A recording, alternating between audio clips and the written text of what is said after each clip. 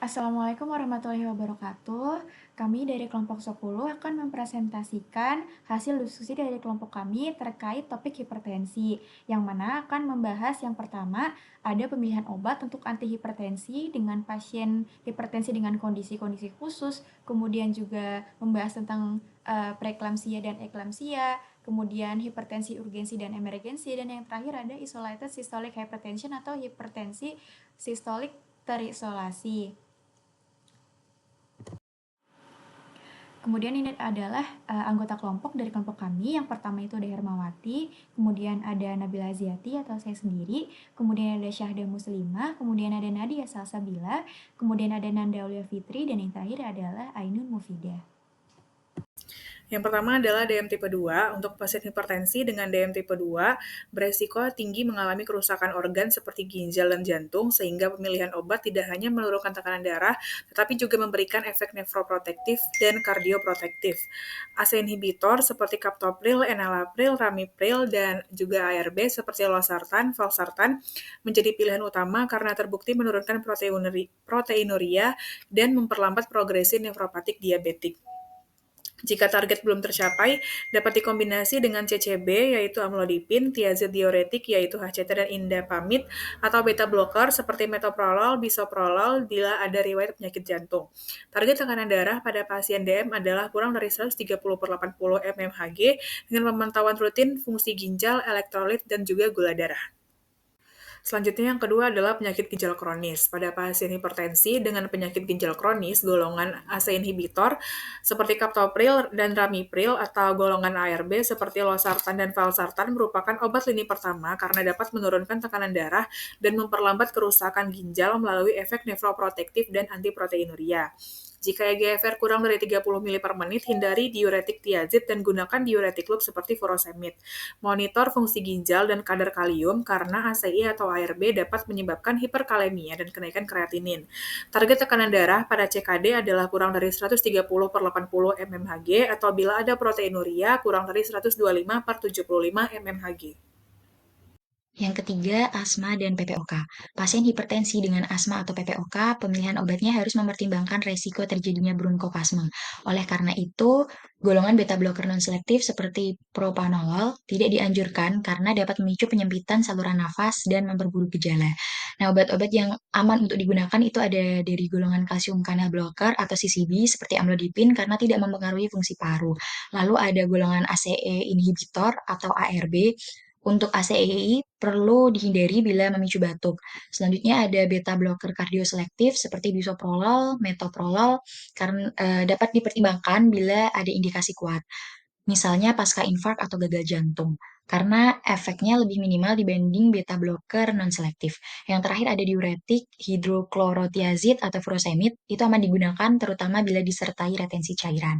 Lalu target tekanan darah pada pasien hipertensi dengan asma atau PPOK tetap mengikuti target umum, yaitu kurang dari 140/90 mmHg.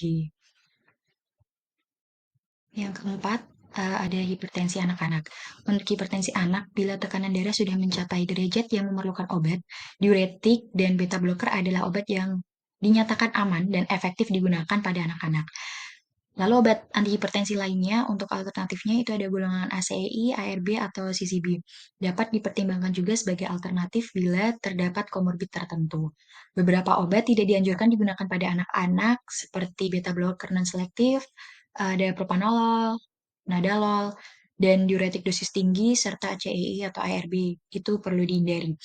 Untuk target pengendalian tekanan darah pada anak disesuaikan dengan usia, jenis kelamin, dan tinggi badan menggunakan kurva persentil tekanan darah anak sesuai standar pediatrik. Yang terakhir, hipertensi pada ibu menyusui. Pada ibu menyusui, pemilihan obat antihipertensi mengikuti obat yang aman pada kehamilan karena terbukti memiliki profil keamanan yang baik dan ekskresi ke-ASI yang sangat rendah. Metildopa, nifedipin, labetalol menjadi lini pertama karena keamanan jangka panjang pada ibu dan bayi telah terbukti. Beberapa obat antihipertensi dapat digunakan sebagai pilihan alternatif yang relatif aman. Di antaranya ada enalapril atau captopril, metoprolol, serta hidroklorotiazid atau HCT dosis rendah. Untuk ARB seperti losartan, valsartan tidak direkomendasikan, hanya digunakan sebagai last option bila tidak ada alternatif lain. Untuk golongan ACE inhibitor tertentu, selain enalapril dan captopril, beta blocker non-selektif seperti propanolol, nadolol, timolol, tidak dianjurkan juga untuk digunakan karena ekspresi ke ASI yang lebih tinggi. Untuk menjaga kesehatan tanpa memengaruhi produksi ASI, terapi antihipertensi ibu menyusui harus mempertahankan tekanan darah stabil tanpa menurunkan perfusi ke organ vital. Diuretik dosis tinggi tidak dianjurkan karena dapat menurunkan produksi ASI. Baik, yang pertama yaitu definisi dan epidemiologi. Yang pertama, preeklamsia yaitu suatu kondisi spesifik kehamilan yang ditandai dengan onset usia kehamilan 20 minggu. Yang pertama dikarenakan hipertensi lebih dari 140 per 90 mmHg dan bisa disertai dengan proteinuria juga lebih dari sama dengan 300 mg per 24 jam atau tanpa proteinuria tetapi ada disfungsi organ, misalnya trombositopenia, gangguan fungsi hati atau ginjal, dan edema paru dan juga gangguan neurologis. Selanjutnya untuk eklamsia yaitu komplikasi berat dari preeklamsia, yaitu timbul kejang pada pasien preeklamsia yang disebabkan kondisi lain, gawat darurat obstetri. Selanjutnya untuk epidemiologi, preeklamsia mempengaruhi sekitar 3-5% kehamilan di dunia. Selanjutnya, eklamsia insidennya itu sekitar 1 dari 2.000 hingga 1 dari 3.448 kehamilan di negara maju. Selanjutnya, menurut WHO juga sekitar 10-15% kematian ibu hamil secara global. Lalu lebih sering terjadi juga pada primigravida, yaitu usia kurang 18 atau lebih dari 35 tahun negara berpenghasilan rendah. Selanjutnya untuk terapi farmakologi dan non-farmakologi. Yang pertama, terapi farmakologi yaitu yang pertama adalah mencegah atau mengatasi kejang menggunakan magnesium sulfat MgSO4. Yang kedua untuk mengontrol tekanan darah yaitu menggunakan labetalol sebagai lini pertama. Selanjutnya bisa digunakan juga nifedipin, hidralazin. Dan yang ketiga untuk pencegahan jangka panjang pada kehamilan berikutnya bisa menggunakan aspirin dosis rendah mulai dari trimester pertama. Selanjutnya untuk terapi non-farmakologi, yang pertama itu monitoring ketat pada ibu hamil dan janin, melihat tekanan darah, tanda vital, dan urin outputnya. Selanjutnya memantau juga gejala dari ibu hamil. Yang pertama yaitu sakit kepala berat, pandangan kabur, dan nyeri ulu hati. Selanjutnya bisa diet seimbang juga dan tidak perlu restriksi garam berlebihan. Selanjutnya bisa follow up juga antenatal ketat. Baik, berikut materi dari preeklamsia dan eklamsia. Untuk definisi epidemiologi, terapi farmakologi, dan non-farmakologi selanjutnya bisa dijelaskan oleh teman saya di slide berikut. Tanda dan gejala preeklamsia dan eklamsia. Kondisi preeklamsia sering diikuti dengan sakit kepala, kabur atau fotofobia, perubahan status mental, dan kondisi preeklamsia ini dapat berkembang dengan cepat menjadi eklamsia yang dapat menimbulkan kejang pada bagian otot muka dan menyebar ke seluruh tubuh hingga koma. Sedangkan pada faktor risiko terdapat dua, high risk factor dan moderate risk factor. Pada high risk factor, yang pertama adalah preeklamsia pada kehamilan sebelumnya, kemudian kehamilan dengan janin lebih dari satu, kemudian pasien sudah pernah mengalami hipertensi kronis, diabetes sebelum kehamilan, penyakit ginjal, penyakit autoimun, dan mungkin kombinasi dari beberapa faktor risiko tingkat sedang. Pada moderate risk factor, yang pertama adalah nul paritas atau belum pernah melahirkan. Yang kedua, BMI sebelum hamil lebih dari 30 kg per M kuadrat. Kemudian riwayat keluarga dekat dengan preeklamsia. Kemudian faktor sosiodemografis. Kemudian usia pasien lebih dari 35 tahun. Dan faktor risiko medis seperti berat badannya itu lebih rendah atau kecil untuk usia kehamilan, riwayat kehamilan yang buruk sebelumnya, atau jarak kehamilannya itu lebih dari 10 tahun.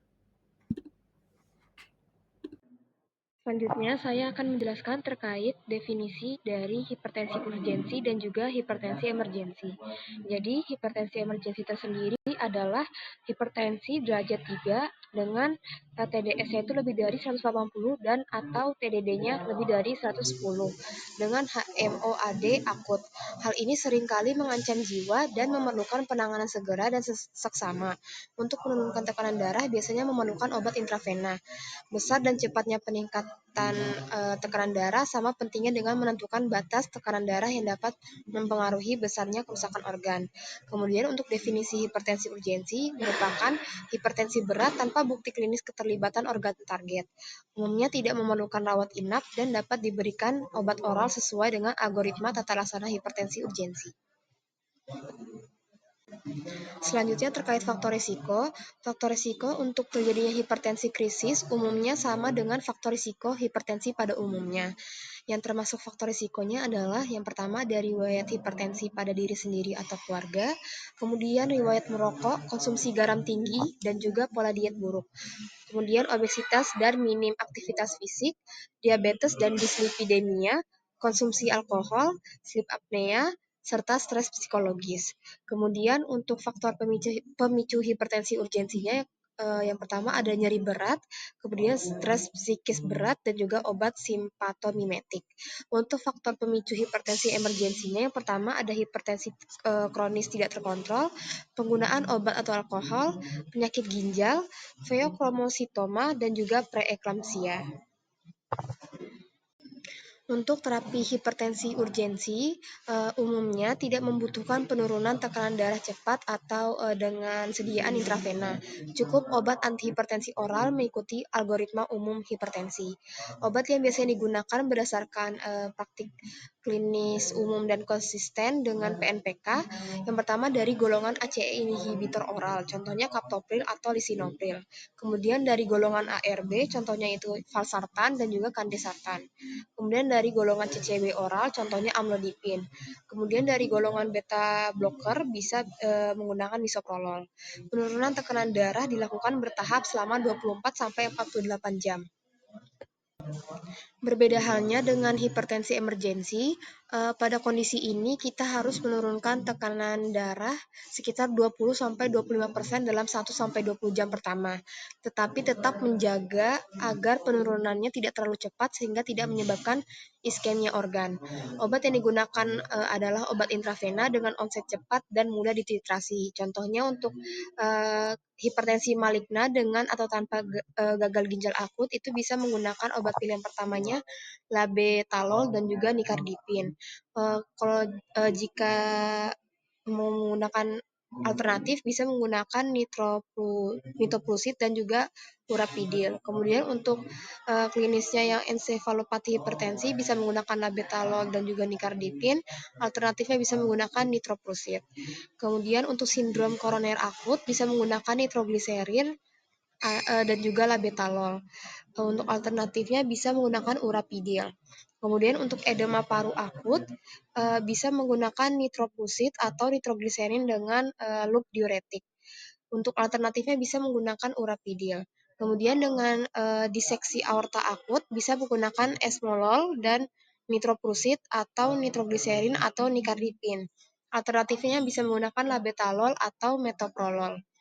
Kemudian untuk eklamsia dan preeklamsia berat itu bisa menggunakan labetalol atau nikardipin dan magnesium sulfat. Untuk alternatifnya pertimbangkan persalinan.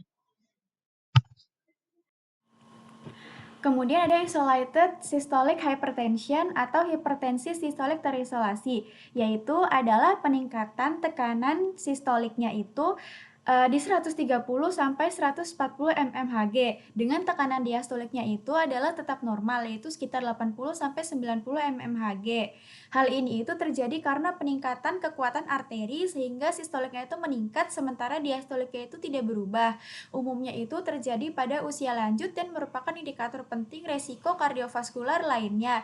Di sini adalah klasifikasi di mana tekanan darahnya itu ada optimal, normal, normal tinggi, dan hipertensi sistolik terisolasi stadium 1 di mana 140 sampai 150 sistoliknya, kemudian stadium 2 di 160 sampai 179 sistoliknya, dan di atas 180 untuk sistoliknya, sedangkan diastoliknya itu adalah normal.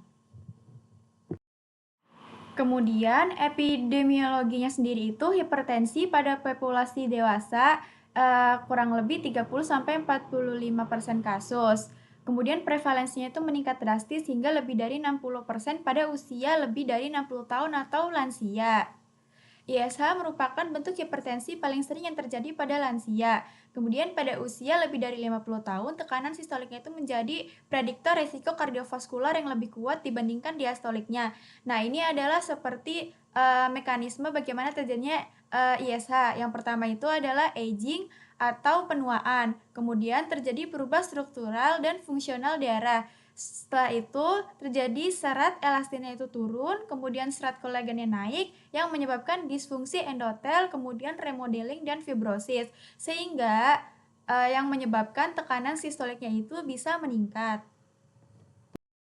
Kemudian adalah terapi farmakologi untuk ISH yang didapatkan dari tata laksana hipertensi yang ada di Indonesia, yaitu first line-nya itu adalah ACE inhibitor. Contohnya itu seperti ada captopril, enalapril, lisinopril. Mekanisme obatnya itu dia dengan mengurangi pembentukan angiotensin 2 sehingga terjadi vasodilatasi. ACE ini baik untuk pasien dengan diabetes atau dengan penyakit ginjal. Kemudian salah satu first line yang lain alternatif bila ACI itu tidak toleran untuk pasiennya, itu bisa menggunakan ARB, contohnya ada losartan, valsartan gitu. Kemudian ada juga beta blocker, tapi beta blocker ini dia bukan first line. Contohnya itu ada bisoprolol, atenolol, itu bisa digunakan bila ada indikasi khusus seperti pasca infrak, aritmia, penyakit jantung struktural, dan lain-lainnya. Kemudian untuk obat-obat yang lainnya bisa dilihat di dalam tabel tata laksana. Sekian presentasi yang dapat kelompok kami sampaikan, kurang lebihnya mohon maaf. Wassalamualaikum warahmatullahi wabarakatuh.